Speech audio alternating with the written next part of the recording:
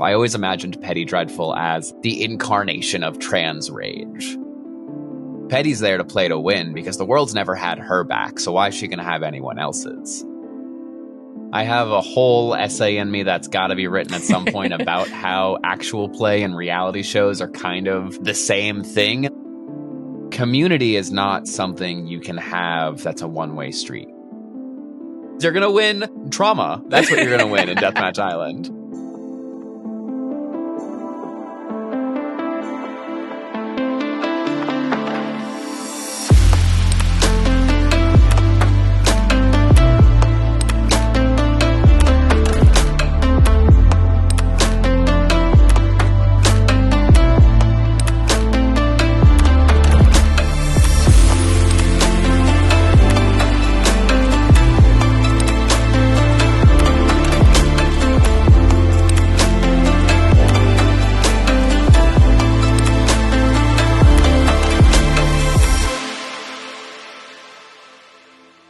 Hello, friends. Welcome to Characters Without Stories, a TTRPG podcast about the roads not yet traveled. I'm Star. This episode, I'm joined by Rowan Zeoli. Rowan is a journalist covering the intersection of progressive thought and niche cultural movements. She is co-founder of Rascal News, a worker-owned, reader-supported tabletop journalism outlet. Her work has also appeared in Polygon, Tripsitter, Autostraddle, and the Fandomentals, where she's covered gender, psychedelics, and the largest developments in actual play, from award-winning indie programming to big-budget productions. She is also co-founder of convention/nonprofit WriteHive. Rowan, thank you so much for joining me on the show. Thank you so much for having me. I really appreciate it. So I am a big fan of Rascal News. I'm a subscriber or I guess, one of those reader-supported readers. Thank you. I really appreciate that. I think what Rascal is bringing to the table is so new and fresh, and there really was a craving for it. So I'm glad that we have somebody filling that niche. Yeah, we are trying our best. We are celebrating our 1-year anniversary right now, which is huge. We're doing our anniversary pledge drive to try and make it so we can keep doing this for another year. Because surprisingly, independent journalism doesn't pay super well, and we're hoping to make ourselves at least get somewhere closer to a living wage. Yeah, please, everyone, go and check out the pledge drive and donate if you can, or sign up and be one of those readers supporting the news. How did you get into games journalism? Yeah, so it's actually a bit of a winding path, as most things in life are. I, going all the way back, was a stand-up comedian, and I did that for a couple years, and I was pretty good at it, I like to think. But then I did a show called The Not So Late Late Show. It was basically like Last Week Tonight kind of vibes. And I did like comedy journalism a bit there. And I was like, oh, I really find this very fulfilling. And then through that, I started doing comedy journalism, writing about comedy. And so I was doing that. And then I got a piece with Autostraddle where I was talking to trans comedians and did a couple roundtables with some trans comedians. And that was really profound and important for me to be like, oh, actually, I like this a lot more than I like doing the comedy itself. And so I started doing that. I was writing freelance for a while. And then I pitched to Tripsitter, which was that psychedelic publication. And I ended up becoming a contributor there and writing about the intersection of gender and psychedelics. And that was something I never expected to be doing, but it was very fun and very cool. And then I started doing a report I did a deep dive investigation into people saying that their stimulant medication like Vyvanse or Adderall was no longer as effective as it once was. Went down a real deep rabbit hole there. Had some very spooky things happen to me, and then was like, this is not worth it. Actually, I am not getting paid. I got paid $300 to write this article. That's like, I've been doing this over the course of like 6 months. I'm burnt out. I need to do something else. I saw Dungeons and Drag Queens by Dimension 20 and went, oh, I love this. I can write about this maybe. I pitched it out to Polygon. Charlie Hall gave me a chance. I wrote it. It ended up being super successful. And then I just kept kind of doing it. I started writing for the Fandomentals, which is a volunteer-run site. And then Lynn Kadega, who is one of my co-founders at Rascal, who did the OGL reporting, reported on the Pinkertons with Hasbro. Some really big reporting, ended up getting laid off from IO9 because media in general is getting consumed by venture capitalism and getting stripped for parts. And so layoffs were happening, and we were like, there's really no other option for us than to make our own site. And so that's how Rascal kind of came about, is we were like, all right, well, this is our only option, I guess. And then we brought in Chase. That ended up working out really well.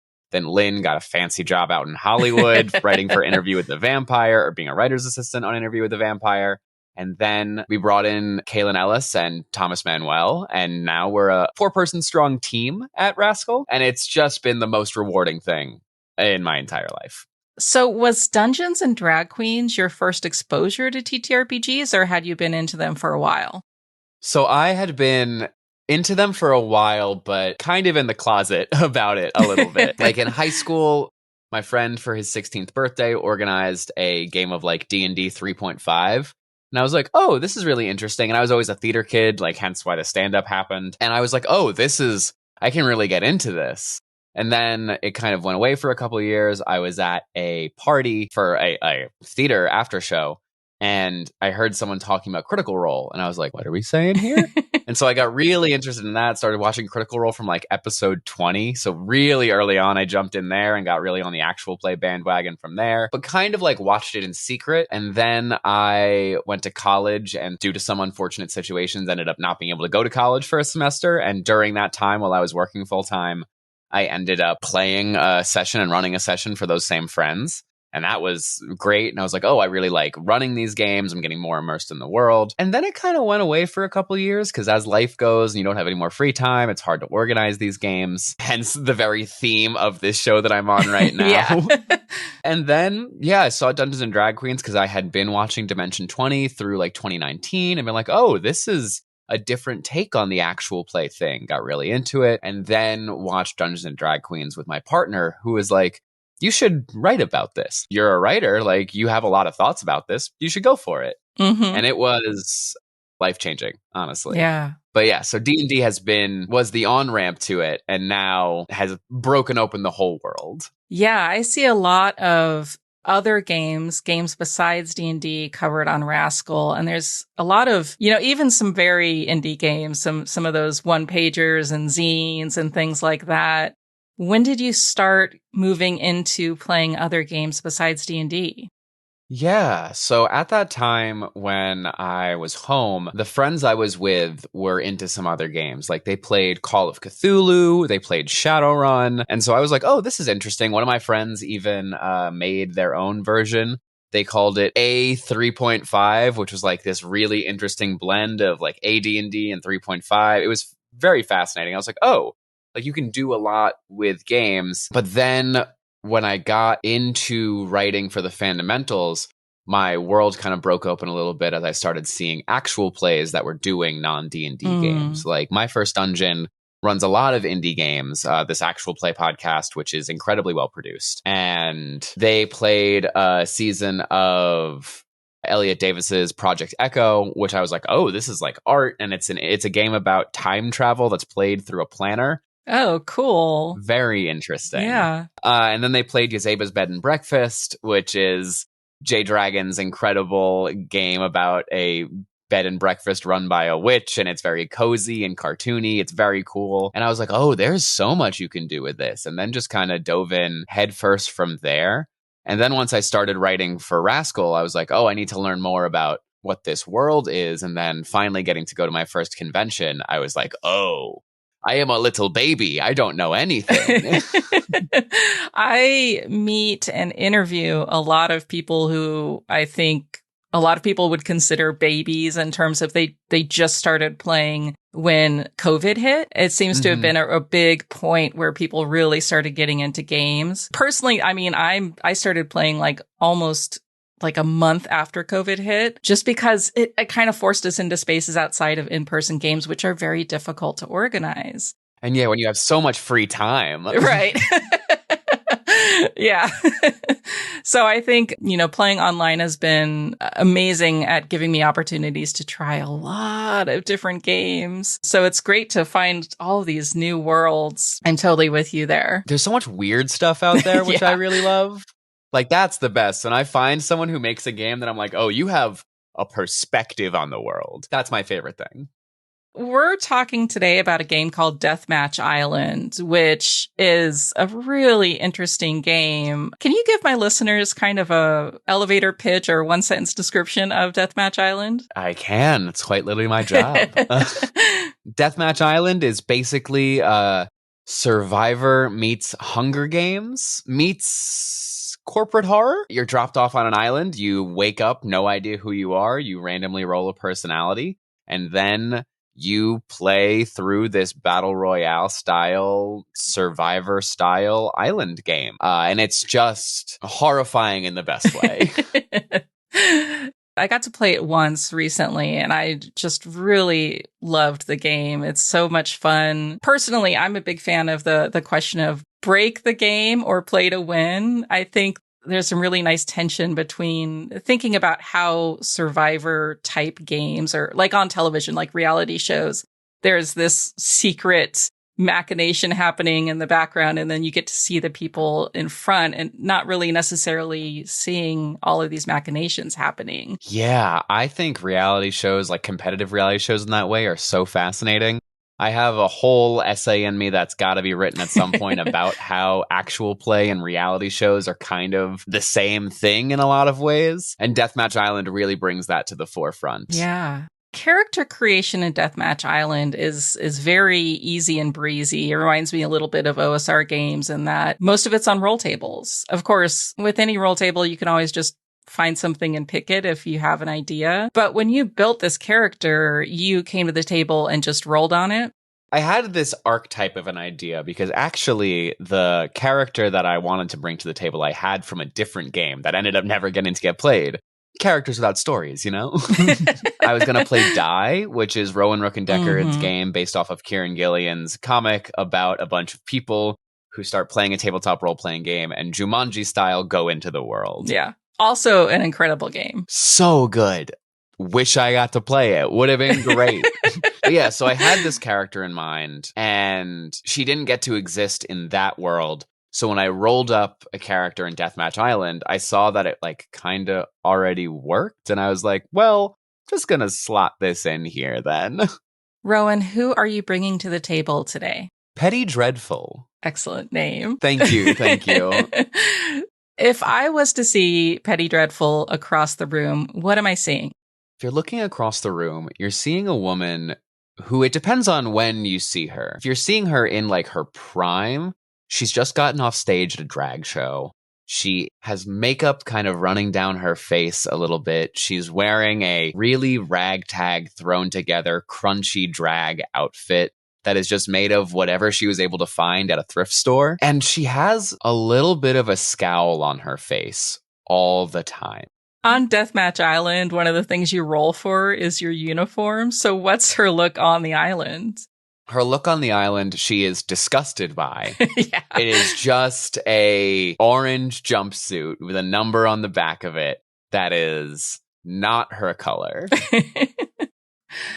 We know this character only through her drag name. Does she use her non-drag name on the island? No, she does not. And that was actually a very interesting point of the people that I was playing it with. The game that I was playing it with, I ended up playing with a bunch of really incredible people. Elliot Davis, who I mentioned before from my first dungeon, Gina Susanna from Blackwater D&D, Cameron Strittmeyer from the Panic Table, and Kurt, I do not know his last name, unfortunately, who was the best GM for it, but the most horrifying. We got to play, and like, I'm not an actual play performer, and the rest of them are, and I was like, oh, you're good at this. Oh, boy.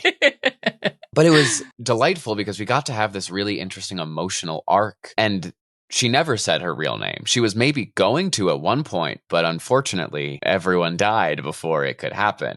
On the island, she's wearing this jumpsuit. Is she wearing makeup or wigs or anything like that? She had makeup, again, running down her face. Yeah. Did not have a wig on. She looks disheveled and upset, for sure. Outside of her drag persona, because she's not really living up to drag, I'm not somebody who does drag, so I don't understand maybe the intricacies of how your identity intersects with your drag identity. But for her, what does it feel like to be a drag queen using your drag name, but not be in drag? Yeah. So I always imagined her as a trans woman, for sure. And drag queens can be of any gender. You can be any gender to do drag. You can be a drag king, a drag queen, whatever gender conform you want to do. But she always definitely found drag as a way to express femininity through a performance when she maybe couldn't feel it for herself. That was a big part of her character, was in the flashback mechanic that happens in Deathmatch Island. One of the things that happens before she leaves the world is she unfortunately got kicked out of her house because of unaccepting parents. And the reason why is because they caught her putting on makeup to go out and sneak out and do a drag show. And so drag has always been kind of this defense mechanism for her. She's able to be a more jovial, exciting, welcoming person in this performance, but without that shield, is much more cynical, is much more closed off. I always imagined Petty Dreadful as the incarnation of trans rage. What is it about your experience with gender and with gender expression that led you to want to portray this trans rage? Well, so I came out as trans right before the pandemic hit. And it had always been something I was kind of navigating because I had, as again, being a theater kid for a very long time, had only portrayed femininity when I was on stage doing a comedic character, the mom in Hairspray or the drag queens in La Cage aux Folles. And so it was very much that femininity was a performance and a costume and something to be laughed at when performed by someone in my body. And so that was very much the way I felt navigating it. And especially having the kind of world turn against you. The thing that I thought was really interesting about Deathmatch Island, kind of what you said before about, do you try to break the game or do you play to win? Petty's there to play to win because the world's never had her back. So why is she going to have anyone else's? And that's not something I really let myself experience in my day-to-day life, because while I do find a lot of frustration and anger at the world, I don't find myself to be a person that's fueled by rage. There are absolutely people that are, and I think that's super valid. But it's not something I let myself tap into a lot, because I think, a lot of marginalized identities, displaying anger as anyone other than a cishet white man makes you a bitch, makes you aggressive, makes you whatever. And so giving myself permission to just lay it all out there in that way was something I was really interested in exploring. I can imagine that might have felt cathartic as well. Oh, yeah, for sure. And then having Gina there, me and Gina were able to girl out a little bit and be these fucking idiot men, connecting about femininity in that way, but also then having that distrust between two women, especially a cis woman and a trans woman, and navigating that distrust as there is trans misogyny and internalized misogyny, I think was a very fruitful place to explore. Do you find yourself, when you play in games, often wanting to explore this kind of catharsis or emotions that you maybe don't express as much in your real life? I think sometimes. It definitely depends on the group. I find myself exploring these different things, and sometimes it's about being evil and getting to really let that rage out. Sometimes it's about feeling like a hero and feeling like the world is there's possible for good in the world. So I do find that there is a lot of catharsis that comes through playing these games, but that usually doesn't arise until I'm sitting down at the table with someone, unless we've talked about it beforehand. Considering the state of the world right now, vaguely gesturing at everything, Oof. Maybe it doesn't have any sort of impact on how you play characters or what characters you play, but I'm curious whether it makes you want to play that heroic character that changes the world, or whether it makes you want to play that character who's angry at the world. Great question. I think that I tend to I have a bit of a hero complex in real life, maybe. Hence why I go around starting nonprofits and worker-owned outlets and trying to actively change the world in my day-to-day life. I try to live my life by that a little bit, where every place I go, I try to be the best version of myself for other people and be compassionate and be kind. And it's something I really love about myself, and something that is so difficult and draining all the time. It's exhausting to always give people grace and compassion, as much as I wish it weren't. But living in this world, it is. It's very hard. And so using a space for play as being okay, here I can I don't have to have a set agenda where I'm trying to make everything better, or I can lean into my worst impulses with people who I trust and care about, and we can have that mutual understanding that this is a magic circle where anything that goes is held for each other is something that I really enjoy. And sometimes I just like to be silly. Sometimes I just like being purely absurd. Like, again, I'm mentioning Elliot a lot in this podcast, but I think Elliot's a great designer, so everyone should go see the work that he does. He wrote this other game called Rom-Com Drama Bomb, where you are playing. You're playing as it's a 3-person game. One person is an evil villain who has strapped bombs to 2 people and their love interests. And the villain is like, you must act out a romantic comedy, otherwise the bombs are going to blow up. Right? A great concept. And so I just love being silly in that one. I'm like, all right, yeah, fine. I'll be goofy. Okay, but were you the evil villain or were you one of the people in the rom-com? I have been the evil villain once, and I have been the rom-com person twice. And I like being the oblivious love interest. I think that's just real fun to just be a little bit stupid. You wrote an article about your experience playing Deathmatch Island, and one of the things that you talked about is wanting to play at least a morally ambiguous character, a character that was out for themselves, everyone else be damned. Mm-hmm. One of the things you talked about was the difficulty of playing a character like that. So why was it difficult? Because I'm a people pleaser. That's why, Star, because I am such a people pleaser. And so I'm always worried that someone's mad at me for something. And so getting the freedom to just be like, fuck everyone else. Absolutely not. I'm here for me. I'm here for Petty. That's all we're here for. Nothing else. And I gotta say, I did feel kind of terrible afterwards. And so holding that space, like during the game, I literally had to like step out and check in and be like, hey, everyone, is this cool? Like, are we good with this? Because as much as I want to indulge myself in that catharsis, I also care about the people that I'm playing with above the table. And so making sure that like everyone else is willing to be there in that space with me too is just as important for me as it is for the catharsis that I'm getting from it. I want to circle back to something that you said and pick up on this thread. You kind of touched on this a little bit, is the idea of playing the game. In Deathmatch Island, it's very much you're fitting into this world. You're accepting the very concept that you are playing a game and you're going to go along with that because you want to win, versus breaking the game where you're saying, I reject this world. I am going to try to destroy it. So I think it's interesting because you were talking about the idea of her life, and I think of her identity, and I don't know, maybe I'm seeing a connection that's not there, but I think of passing versus, not passing and what that means as a trans person or as a drag queen. Yeah, absolutely. As someone who watches Survivor a lot, and I watch Survivor a lot with my trans boyfriend and his trans man roommate, and we talk a lot about how the people who are best at Survivor are queer people, and specifically like marginalized queer people as well, because of this element of code switching, because of this element of passing, of being like, I have to make myself so malleable and amenable to whatever the other person across from me is seeing in me to be safe, to make sure that I can get out of this interaction, either get what I want out of it or get out of it unscathed. And that's something that I think people of various non-marginalized identities deal with to different degrees. Mm-hmm.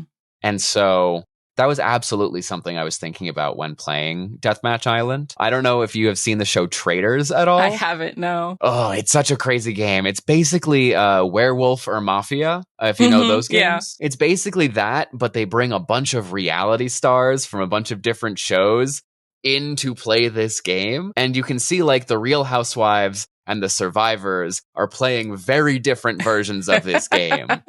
Because you're exactly what you said before. It is about like going with the majority, going with the vote, and making sure you're not standing out too much, and making sure that you're standing out just enough to not be suspicious and be liked and build these alliances, but also being cutthroat enough to know when those alliances are no longer serving you and turning on those people because it's advantageous to you. And that's not something I do in my real life. That type of cutthroat backstabbing behavior is antithetical, I think, to real community building, and is a skill that I don't really have developed. And so getting to play that in the game and getting to navigate this idea, and especially like because the people I'm playing with are very, very leftist, very liberal. And knowing that they're coming into this also thinking about playing bad people, but informed by also being good people. So like while we were playing it, we had a rule like no transphobia, obviously. But even still with that negotiation of it, there is still like hierarchical in-group dynamics that play out. Again, the men are going to go off and do something and the women are going to go off and do something else. And where does a drag queen trans woman exist within that dynamic, even subconsciously or unintentionally? And that was really interesting to explore. That's a really interesting perspective. You mentioned a couple of times that you'd done drag in theater. Have you done drag outside of that? No, I don't really do like performative femininity too much. I think all gender is kind of a performance in some capacity. Go read Judith Butler, anyone listening to this. But I don't really do drag because it's not really my type of performance. When I perform, like when I do stand-up or when I'm writing or when I'm on a podcast, because I'm obviously performing to a degree right now, it's a filtered version of myself rather than assuming an entirely different identity. And I do think drag for me has that kind of comedic mocking element to me when I perform it, but I appreciate the art form so much from other people. My partner he's very into Drag Race. And so over the course of our relationship, he has like rehabilitated Drag Race for me a little bit, which has been really beautiful because I get to like enjoy it and watch it and see beautiful trans women being in drag and like men performing as drag and like honoring femininity rather than like mocking it. And then also I get to see them being messy bitches and ooh, how delicious. Yeah, another reality show. It sounds like you're very into reality in general. I've discovered that I am. I used to not be. I used to really hate reality TV, but ever since I started writing about games, I'm like, ooh, the game design of these shows is incredible. Amazing.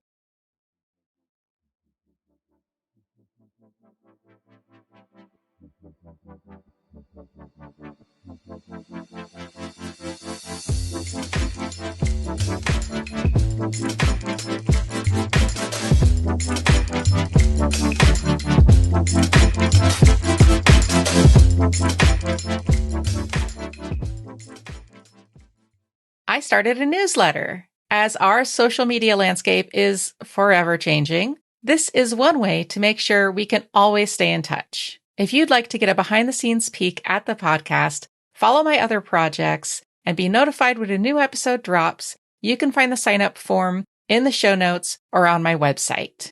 If you'd like to support the podcast, I now have a Ko-fi. It costs me about $50 a month in hosting and service fees to make this podcast happen. So any little bit helps defray my costs.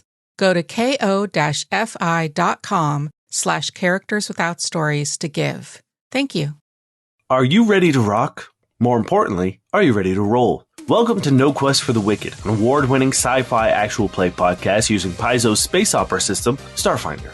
Stow away with us every other Wednesday as four best friends explore an entirely homebrew setting in a planet-hopping adventure that plunges the crew of the Maverick into a political and cosmic conspiracy that doesn't just put their lives at risk, but the system and even the whole universe. Join Merrick, the four-armed warrior in self-imposed exile, as he breaks tradition and forges his own path with a passion hotter than the desert sun. Durin, a former assassin running from his dark past, hoping to make a new life for himself. And Cody, an android with memory problems, an obsession with the 80s, and a desperate need to find the boy who made him. New episodes every Wednesday on NoQuestcast.com or your favorite podcasting app.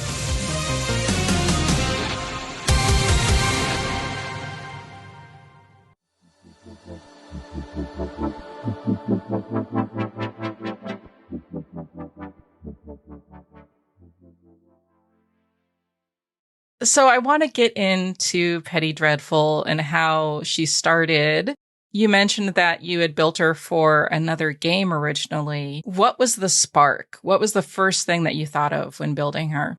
Yeah, so when we were going to play Die's main conceit is that you have your big character, your Paragon character, that is the in-world one, and then you have the player character who is the outside of the game character. And so my idea was like, oh, they're coming back for like a high school reunion. And so this is someone who I was basically doing a little bit of a self-insert here, like was a theater kid in high school, and he had never really accepted himself in high school. And then she had transitioned outside, but still wasn't super feminine. And then when getting into this world, like, becomes this high glam, bitchy, self-confident drag queen. And I was very interested in exploring that, especially because the GM for that was supposed to be Aram Varishian, who runs a lot of actual play podcasts, but Kill Every Monster is one of them. That's a very good one that he does. He works with Unprepared Casters a lot. He just does a lot of great work, and I was very excited. He is a cis gay man who is just delightful, and I knew that that would be a fun dynamic to play. And then when that kind of fell through, I was like, all right, well, this seed of this character is in my mind. And then when I rolled up my character in Deathmatch Island, it was like a podcast host or a radio host was the occupation. And I was like, oh, yeah, she hosts like a Drag Race talkback podcast. Oh, yeah. Got it. Here we are. I love that. Especially because we usually think of podcast hosts as being like, you know, the white man who gets a mic. Yep. Classic. Yeah. Going against the grain here on my podcast. Listen, and we love to see it. When you were rolling up the character, you make a few choices. You roll on a few tables. So can you tell me what choices you made or were made for you by the dice? We talked about distinguishing features, name, and occupation, but what was her initial motivation?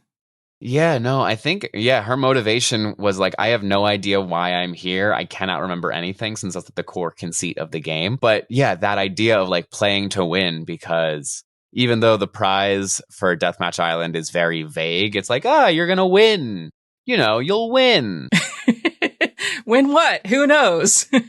Who knows? You're going to win trauma. That's what you're going to win in Deathmatch Island. This person who, because so many drag queens are sex workers, so many drag queens are trying to just survive and get by day to day. They do drag as their full-time job, and it is not a sustainable source of income for so many people. And it's such a communal survival occupation that I was like, oh, she is going to win this because she desperately wants to move up in the world. She definitely comes into this world, this mindset of like, everything's terrible. I'm going to get mine because no one else is going to get it for me. Yeah. And that was real motivation, was like, all right, I am going to play anyone and everyone I can. I'm going to backstab at every opportunity I get, because all that matters is that I make it to the end. And she did. She ended up making it to be the last person alive on the island, but had changed by the end of it, of being like, oh, these people, even though I don't know them and they're complete strangers, they care about me and I can't betray them. And playing through that, even though I set out to be evil and selfish, the power of communal care was enough to be like, fuck, they've all died trying to get to this, to break the game. I can't just stop now. Mm-hmm. And that was really interesting to like experience. So one of the things that happens in Deathmatch Island is that you gain followers. At least when I was playing, I was a little unclear about what exactly that meant. Like, is that social media? Is that some sort of, text your vote kind of thing like they did on American Idol? Mm-hmm. But do you think that gaining followers was a motivation for her as well? Just because there in some way that might carry over into real life? Yeah, absolutely. Because again, through doing stand-up, I went hyper viral on TikTok doing stand-up. And I quickly learned how much I hate being an online personality. It's a nightmare. It's the worst thing that's ever happened to anyone. Not really, but hyperbolically. So as I noticed that followers was a big element of that mechanic, someone who is this self-centered, who does crave validation and crave community so deeply, seeing that follower count go up and seeing that admiration was a huge motivator for her. And it was a big sticking point of like, oh, this guy's getting more followers than me? How is that possible? That made her angrier, which made her more spiteful in a lot of ways. And I thought that that was a really interesting element of this game, to explore what does the abstract idea of followers do. Not just like, what does it mean to have a social media presence, but what does it mean to crave more and get more through doing bad things? Yeah, I think it's a really interesting choice to not specify, to just say followers, because that can mean so many different things. Yeah, it feels very Hunger Games, like everyone's watching on TV and like someone's going to send you a care package kind of Yeah, vibes. yeah. Or Twitch streaming. Somebody sends you a... Yeah, absolutely. You talked about wanting community kind of in the same sentence as wanting followers. And one of the things that has struck me as somebody who is on social media, but I don't have a ton of followers. I'm not like viral or anything like that, is that for me, sometimes having followers and having community are counterposed. Yes, I'm snapping. Everyone listening at home, I'm snapping. Yeah, absolutely. My husband actually joined TikTok maybe like a year after I did one video, got like 120,000 views on it.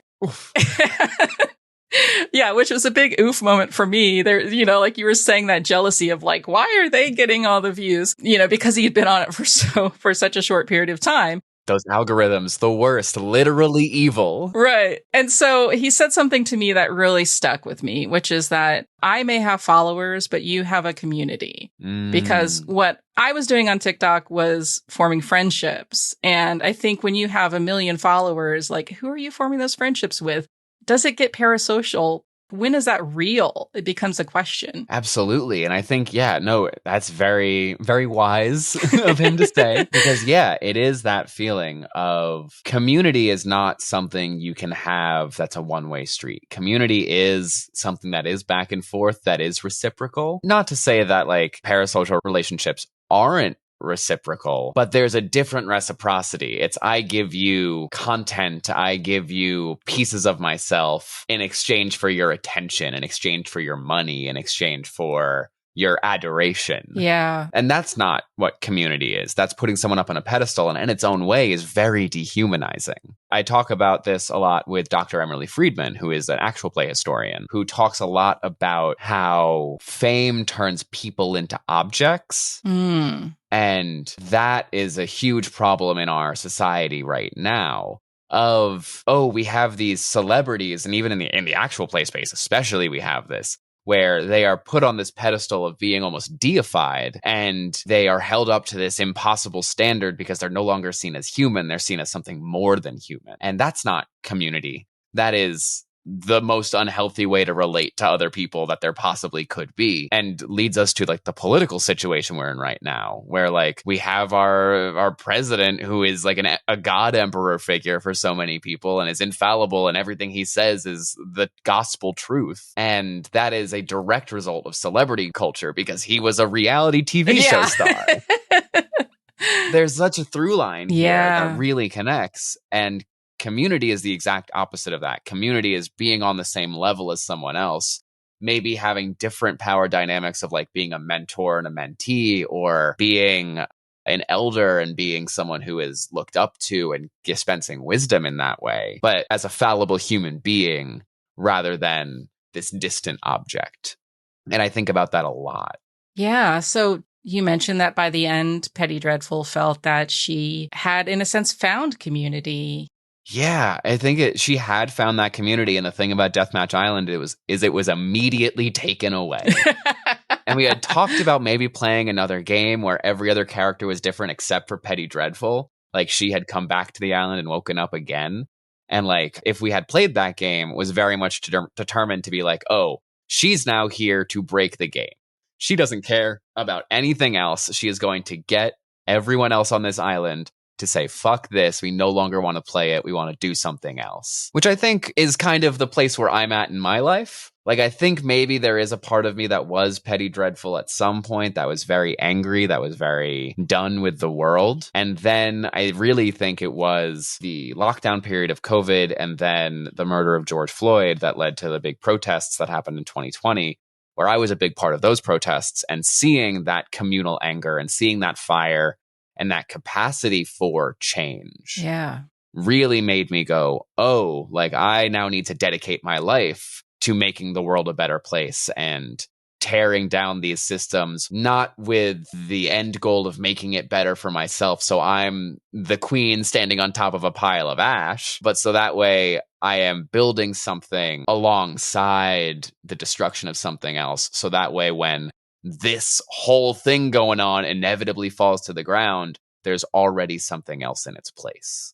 And I take a lot of inspiration from Black thinkers like Mariam Kaba and Angela Davis, who do this work of abolition and thinking about what is coming after, because that's what we need to focus on. It's not like everything's broken right now, yes, but what do we imagine to take its place? I think it's something that I did a lot of art around a long time ago when I was still doing performance art. But a lot of the things that we were talking about at the time was radical imagination, is having the ability to imagine the world that you want to replace the one that we currently have. And to me, TTRPGs are a fantastic way to invite radical imagination into the room.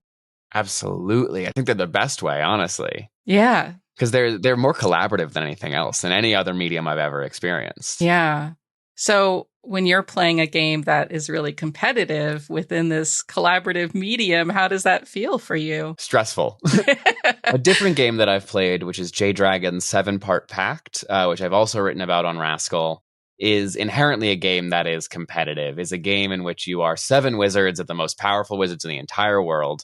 And you are the gatekeepers of magic. You have a pact of only the 7 of you get to hold magic. But you're also playing your own board game that you have to manage and have responsibility for yourself, that inherently comes into contradiction with the objectives of everyone else's board game. And so you are actively working for your own goals at all times at the expense of everyone else. And what I wrote about in that is how that requires a level of trust that is so heavy. Like, you cannot have a competitive tabletop game with people that you do not trust, because that then just makes bleed. And you end up getting angry, not at the character, but at the player. And so that is something I think about a lot of, like, conflict is inevitable in life. Like, you are always going to have conflict. You are always going to harm other people. And the only way to rectify that harm and make sure that that harm happens in a space that is restorative and in a way that you can move through and come out the other side on better is if you have that foundation of trust underneath it. Like, I don't think that any relationship worth its salt has had no conflict, because how strong is that relationship actually if you have not been able to get through a big fight? It hasn't been tested, so who knows? Exactly, yeah. One of the things that you choose when you're building a character in Deathmatch Island is your character's capability. So there's social game, snake mode, challenge beast, deathmatch, and then the last one is redacted, which is, I don't think you can start with redacted. I'm not sure about that rule. Yeah, I don't think so. I think you have to go, like, you have to be through it multiple times already. Yeah. So which one did you choose? I definitely chose snake mode for Petty Dreadful. Can you tell me what snake mode is? Yeah. So again, all of these terms, mostly except for like deathmatch and redacted, come from Survivor. And so snake mode is very much this idea of, like, how good are you at blindsiding someone? How good are you at making someone trust you and then pulling the rug out from underneath them? And that was what I was leaning into really with Petty, was like, I am anticipating betraying these people. And so that's what I really expected. And again, kind of going back to being like, the world has betrayed me, so I've gotten very good at learning how to do it. I think what's interesting is that each of these capabilities kind of describe how your character moves through the world. It's not, I'm good at reading books or something like that, or I'm really good with the sword. It's, how does my character approach things, or how best does my character approach things? Because using that skill is going to give you an advantage. You know, if Petty Dreadful was to just try and shoot somebody, that wouldn't be snake mode. So, and she tried and she failed. Yeah, I think it's very interesting how, like, it tells a lot about a person of how you approach problem solving. Yeah, I think it's interesting because the game reinforces using that approach, because it can be very difficult to succeed on a roll if you don't have enough dice. And you add dice when you add things like using your occupation or your capability, or if you have an object that you gained. So if you're rolling one die, it's difficult to succeed. Nearly impossible, for sure. Yeah. So I think that the mechanic reinforces that, but it's also reinforcing for the player how they should approach problems. Was that something that you leaned on when you were playing the game? The thing about me that is a dirty little secret is that I am so bad at remembering mechanics of games. I have an idea of a person in my head, and then I'm like, okay, to mix some metaphors, I will shoehorn this square into this circle and make it all work somehow. But it definitely, like, every single time I went and approached a problem, I was like, okay, how can I use snake mode to turn this situation? Because I think also it's very interesting. Snake mode specifically invents conflict inherently. Like, you are inherently going to push the story forward because you are going to do something that, if you succeed on, is going to be a betrayal. So, like, no matter if you fail, you're going to have some bad consequences because someone knows that you have tried to betray them. If you succeed, you successfully betray someone, and that changes the dynamic you have with everyone else you did not betray. And it changes your character, too, because your character has now done something not necessarily evil, but morally questionable, at least. Exactly, yeah.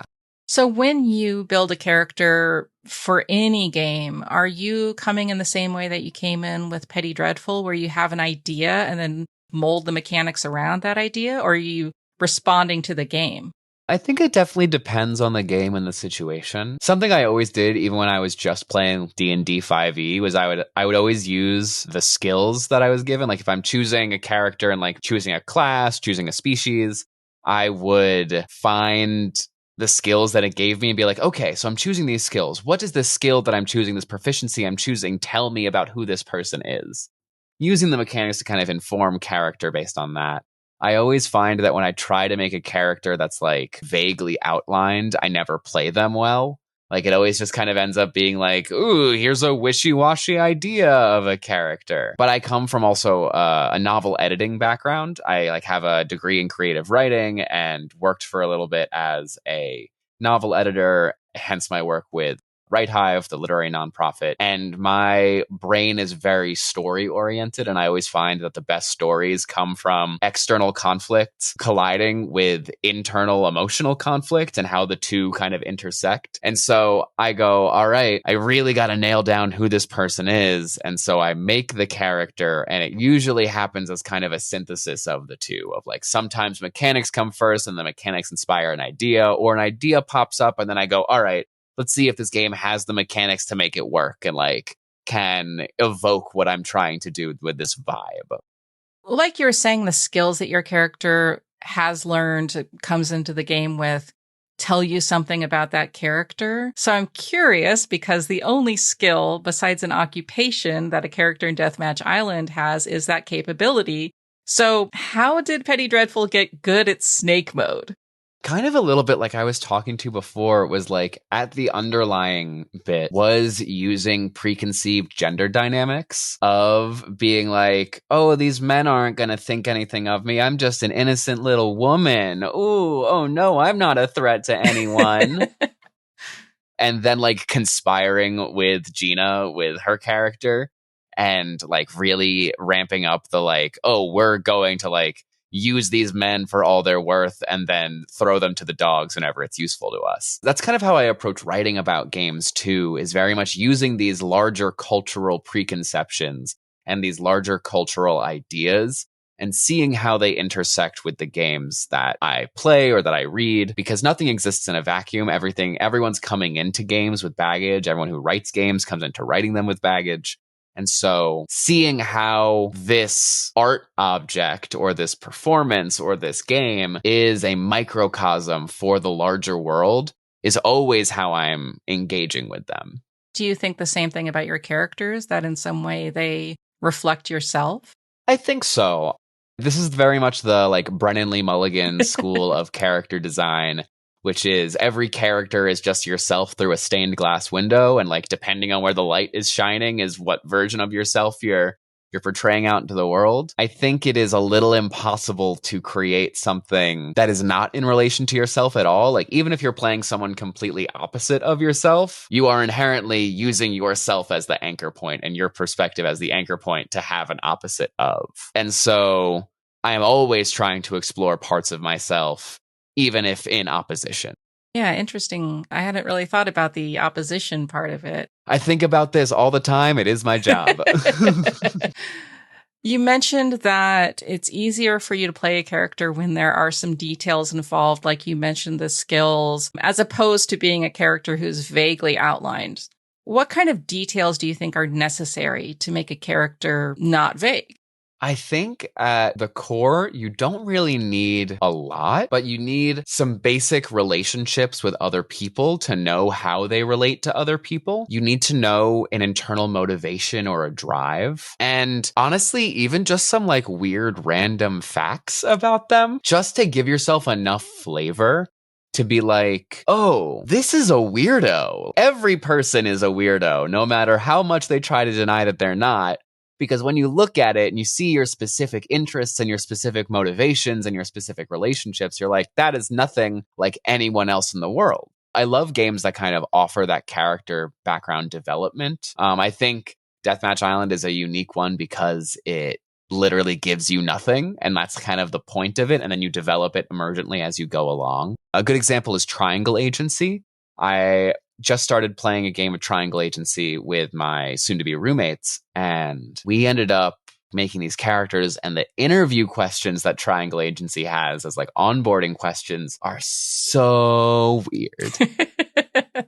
They're just so out there and obscure that they're like, what's your motivation for your job? How do you enjoy doing this? If you had enough money, what's one thing that you would buy? And like those kinds of weird out there questions that give you just a taste of who this person is can really ground you in a world that just kind of going into a character with a D&D 5e character sheet doesn't quite do. I will get to that in a little bit when I ask you an in-character question, because my list is essentially those kinds of questions. But did you have anything to find when you started playing Petty Dreadful? Did you have any of those weird quirks going in? I think, honestly, the weird quirks for me were her relationship to rage and the way that she was so comfortable with that and the comfort she had at being whoever the other person wants her to be. And also just kind of being like a mean girl a little bit. Because that's like a very specific, like you're like, oh, this is an archetype of a person that I can see very specifically. And then as we're playing along, getting like the depth kind of into it. The backstory with her parents was very much a thing that just kind of like came up on the fly. But once that happened, then I was like, oh, I know who this person is even more now, and I can change how I'm playing this character to reflect this new knowledge. So speaking of relationships, does Petty Dreadful have any relationships with people that she cares about? Does she not remember them because of the amnesia? As the memories were coming up, she does remember them. Her little brother, which she had like a moment of betrayal because he's the one that ratted her out to her parents. There is like the drag family that she has that like brought her in when she was like kicked out, and like how she relates to them. But even that's a tenuous relationship because these are strangers who just kind of brought you in off the streets and you don't really know them, but they did something so kind for you. But as drag queens often are, they're very catty and they're very snippy at one another. And like that's how drag queens show love and affection. But as someone who is already hardened to the world, that's a hard thing to accept and to navigate. And so it was really like developing those relationships on the island that really showed me who this person was. I think one of the things that I struggle with building a character for a one-shot is creating depth that you can express within 1 3-hour session. Do you have any advice for people who are playing a game and they're only going to be able to do one session? Yeah, I think the best advice that I have for that is to like go full throttle. Do a decent amount of prep beforehand if you can, just to like, there's a lot of author character lists that you can kind of fill out that will ask you those weird questions and those specifics. And especially if you're like performing a one shot on an actual play, this is, I think, is a really good idea to get that character depth going before you get on screen, because knowing that level of character depth is how you can perform well enough. But even if you're just doing it like with your friends, being able to know who this person is before you jump into them will give you more to play off of with the other people that you're with and give things for them to kind of latch onto. And so even if it's just like you take half an hour to kind of like daydream and doodle a backstory for this person, that's still something that will give you somewhere to jump off from. Do you have a preferred length of backstory or certain things that you always put into a backstory? Relationship with parents, I think, is a really big one. Relationship with siblings, like family dynamic. If we're going to get a little psychoanalysis going on here for a second, I think family dynamic and the relationship to family is a huge one for people because you can always, even though there is multiple expressions of the kind of person someone can be based on a family dynamic, someone can come from having a bad relationship with their father and there can be a bunch of different expressions of that, or having a good relationship with their father and a bunch of expressions from that. I'm an only child. But a lot of people don't think that I'm an only child because I don't have like quote unquote only child syndrome. But so like navigating that idea of like, where does this person come from at that very core level is going to inform so much more of where they're going. Yeah. You also mentioned that in writing, you like to think about internal or emotional conflict. So with Petty Dreadful, what do you think her primary emotional conflict is? In writing, there's this idea of having a want and having a need. Those are two different things that are expressed differently. What someone wants at like a surface level is like, I want fame, I want celebrity, I want money, I want whatever. Whereas the need, and like that's the example for Petty Dreadful, is where's the need is I need connection. I need to feel valued as a person. I need to feel love and community and safety. And how those two things manifest come into conflict with one another because you're searching for your need, like you're trying to fulfill that need, but it is being expressed through the way you're searching for that want. So like Petty Dreadful trying to get these followers or betray everyone around her to get the money because she thinks that's going to bring her safety and fame and celebrity is not going to fulfill her need. It's actually in diametric opposition to fulfilling her need. And so thinking about it in that way when you're making characters is really helpful to bringing fruitful conflict into the stories you're telling. So if you were to continue to play Petty Dreadful in Deathmatch Island, what would you be looking forward to in the future? I think if I got to play her, I would really love to see her get this kind of radicalized perspective of being like, yeah, I can still be angry. I can still have this rage, but I just need to know where to direct this rage. It's not going to be useful to me to direct this rage at other people, even if they're like, quote unquote, my enemies. Directing it at them, or if they're mostly allied with me and they have a slightly different opinion on something, like if we have a different idea of how to approach this resource, realizing like, oh, that fight isn't actually worth the energy and the anger.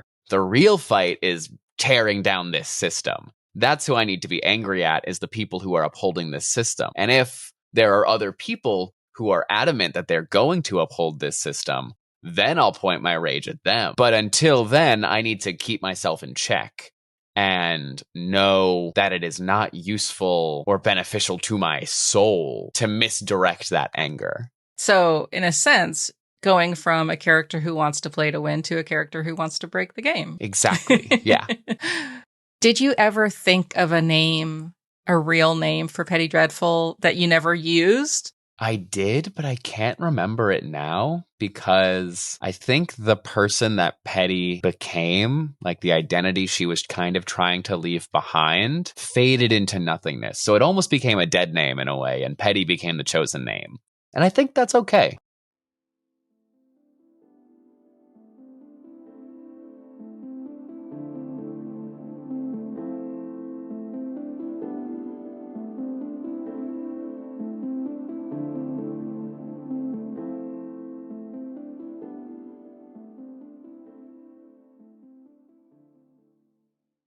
Petty Dreadful, what's your favorite funny story to tell people? I think my favorite funny story to tell is about this one time where I was doing a show and this other girl was trying to show me up and she wasn't good. She was trash. Her mix was trash. Her dress was trash. Everything was awful. And then she was on stage dancing and she slipped and broke her ankle. And I think that's the kind of story Petty would think would be funny. Or somebody else gets hurt as a kind of punishment. Yeah, the schadenfreude of it all. Yeah. Thank you, Rowan, for coming on the podcast and for sharing Petty Dreadful with me and my audience. Thank you so much for having me, Star. This was an absolute delight. And After the last couple weeks we've had, it was so nice to just talk about a fake person for a little bit. I agree. So, what would you like to share with my audience? I would love for everyone listening to go support Rascal News, where I get to talk about games and actual play and the politics of play, and where we can do it independently without oversight from corporations. And we can support independent artists and creators to get their work in front of people while also holding powerful people in the industry to account, because someone's got to do it. And I would love to be able to do it and pay my rent and buy groceries. Though that would also be great. If you could come subscribe to rascal.news, that would be amazing. Well, everyone, please go check that out and pledge so that Rowan and everybody else at Rascal News can live the dream of getting paid for what they love. Ugh, God. For my recommendation this episode, I'd like to introduce you to a podcast called Yes, Indeed. That's INDIE''D. As you could guess, I love an interview podcast, and I've been learning more about game design recently for as of yet undisclosed reasons. This podcast is full of interesting ideas and fascinating guests. Give it a listen. Please share the podcast with a friend. Word of mouth is the best way to find new listeners. Your recommendations help me immensely. Thank you to all my listeners spreading the word. I'm so grateful. One of the things that any creator wants to know is what people think of their work. For podcasters, it can be especially difficult to get feedback. Reviews on Apple Podcasts or Spotify are a great way to let me and others know that you love the podcast. I read every single one and treasure them. Did you know that you can now leave comments on individual episodes on Spotify? If you're listening there, I encourage you to leave a comment and let me know what you think about an episode. You may have also noticed a link in my show notes that says send us a text message. If you have a question you'd like me to answer in a future episode, or just want to leave a comment, send me a message. You can find me on Blue Sky, Threads, Instagram, and Facebook as Characters Without Stories. You can also listen on YouTube at Characters Without Stories, or just follow the link in the description. I'm currently accepting submissions for non-D&D characters with a strong preference for creators from marginalized communities. If you'd like to share your character, you can go to characterswithoutstories.com and click Submit in the navigation menu. Thanks for listening, and may all your characters find their stories.